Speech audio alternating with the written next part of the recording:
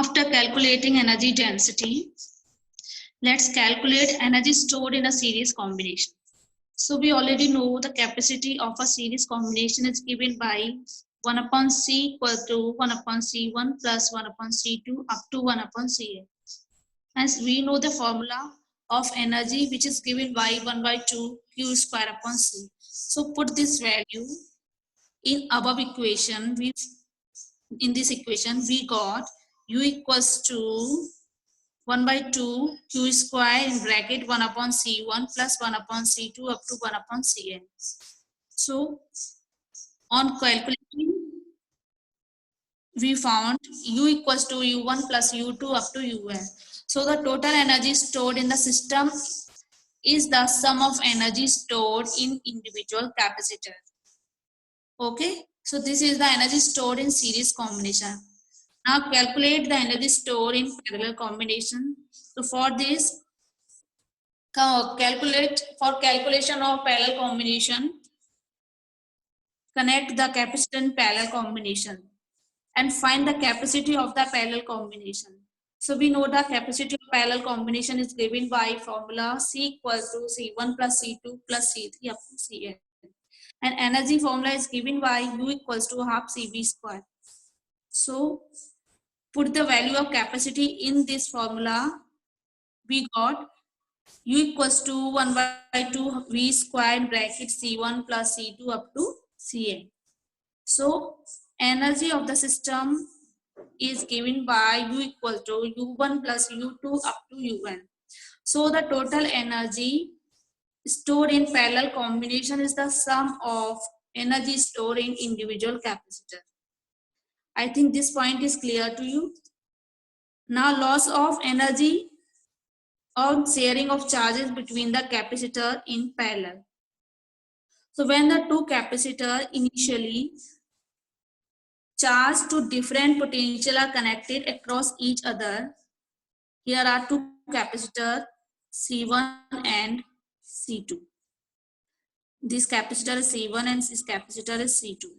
Potential of this is V2, potential of this C1 capacitor is V1. V2 is at higher potential.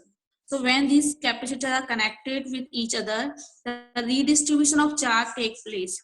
The charge start flowing from higher potential, that one C1 to C2, till their potential become equal. That is, they attain the common potential.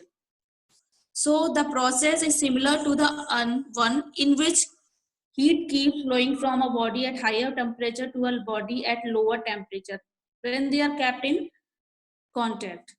So transfer of heat stops only when they attain the same temperature. Okay. So suppose the two capacitor of capacitance C1 and C2 are connected with each other. Potential of capacitance C1 is V1, potential of capacitor C2 is V2. So the common potential is given by common potential is this: V equals to total charge upon total capacitance. So total charge upon total capacitance, total charge of capacitors is Q1 plus Q2, and total capacitance is given by C1 plus C2. Okay. And Q1 is given by C1 V1, Q2 is given by C2 V2. So common potential is given by C1 V1 plus C2 V2 upon C1 plus C2. This is the common potential. By the formula of charge, conservation of charge, total charge after sharing will be equals to total charge before sharing.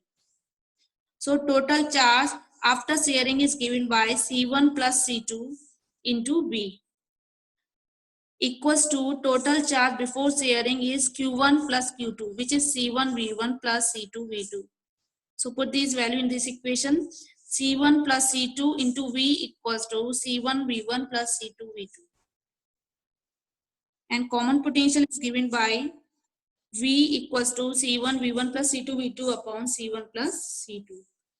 Now total energy before sharing is given by U1 equals to half C1 square and U2 equals to half C2 V2 square.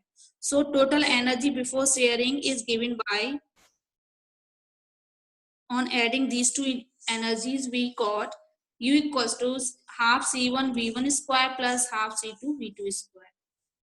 And after sharing, energy is given by formula half CV square. U final equals to 1 by 2 total capacitance C1 plus C2 and potential V square, which is common potential.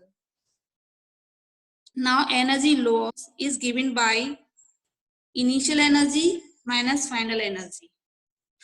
Initial energy minus final energy is given by half C1 V1 square plus half C2 V2 square minus C1 plus C2 into V square, C2 into V square upon 2. V square means common potential, which is given by C1 V1 plus C2 V2 upon C1 plus C2.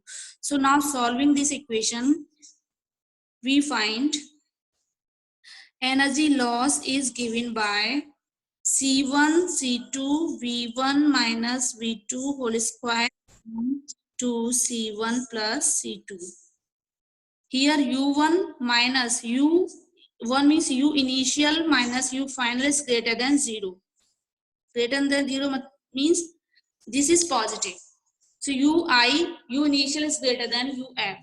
Therefore, there is some loss of energy when two charged capacitors are connected together. So the loss of energy appears as heat and the wire connecting the two capacitors may be hot. So I think this video is helpful for you to understand the topic. So thank you for watching.